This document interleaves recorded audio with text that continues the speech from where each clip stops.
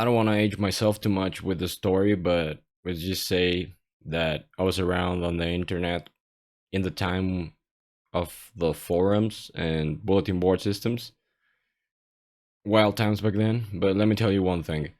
Back then, we already had something figured out that people these days seem not to have it figured out in social media. It was very common for forum posters and BBS posters to have like this mantra.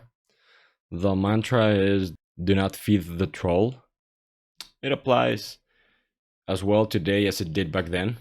A lot of social media and internet interactions are inviting trolls who do stuff for attention because they haven't matured to the point where they see how pointless it is and how it only isolates them. So the way we used to deal with that back in the day was just don't feed them any more attention. Don't comment on their shit. Don't celebrate their shenanigans. Don't laugh at their jokes. Just ignore them.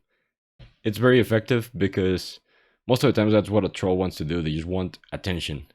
They have some need for attention that they haven't gotten around to fulfilling in healthy ways. So instead, they become trolls. And if you give them the attention that they're looking for, they're only going to keep on doing it. So remember, don't feed the trolls. That's a good one that you all need to remember for the future. Preserve the mantra and teach it to others, so we can stop a little bit of this troll feeding. Because just even complaining about them is what they want. They want you to look at them and say, "Oh, look at how horrible," because they're getting the attention that they want. They're getting their kicks. So yeah, that's all I got for that point at least. Let's move on to another idea. All right, now it feels weird to just jump into the next point straight up, so I'm gonna just give it a few seconds. I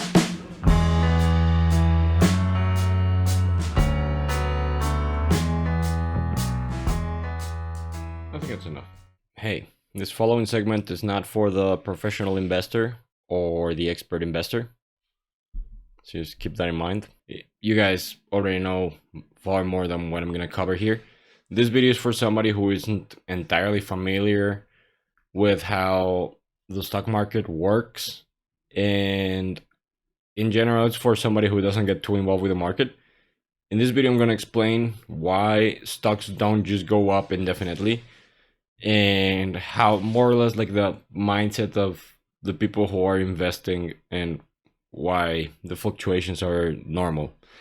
So first off, let's assume we go in with I think the best approach to explain this would be through the lens of expectation. So going in, when you invest money, or when all the investors invest money on a stock, going in, there is the expectation that they are going to make a certain amount of money in a certain amount of time. There are two things going on. On one side, there's the expectation that there will be a certain amount of money made in a certain amount of time in terms of gains. The second thing that is going on is that there are many other things that you could be putting your money on, right?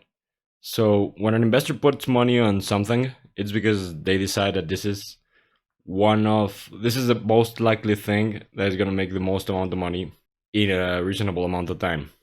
So once that investment is made, the price, let's say that everything goes as planned and the price starts going up. If the price goes up way faster than the person expected, there is going to be an incentive to pull money out, because you expected maybe to make a certain amount of gains in 3 months. If all of a sudden that happens within 1 week, all of a sudden your model changes. Now you are incentivized to maybe pull out some money because you know that somebody else is going to pull out money and the growth is going to stop at some point. So let's say that you have a lot of money that amounts like, say, 2% of a company's stock. If you pull out that money before somebody else when you're in gains, you will slow down the acceleration of that growth for that stock, but you will have realized those gains. And if somebody else does it before you, then they're going to realize those gains and slow down the growth for you. So it's completely reasonable that when things happen way faster than people were anticipating, it's just a matter of time before somebody takes some of that money out in order to spread it again into other investments that they think are going to grow. because it got like too fast in comparison to the timeline that you had projected. So it's actually just a matter of expectation. And that's why it's normal that you see a certain amount of growth and then it goes down a bit because somebody's taking profit, obviously, and then it keeps growing in ideally slow bursts.